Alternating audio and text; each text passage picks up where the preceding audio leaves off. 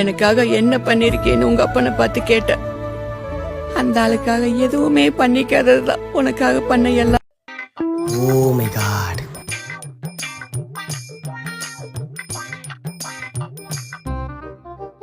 அப்பா பொம்மை நல்லா இருக்கு. அப்பா என்னடா இப்படி சொல்றது? என்னடா என்ன பண்ற? ஐயோ ஐ லவ் யூ பா. என்னடா கஞ்சா வச்சிருக்கியா? பா ஏய் என்ன சரக்கு வச்சிருக்கியா? பா அதெல்லாம் ஒன்றும் இல்லைப்பா.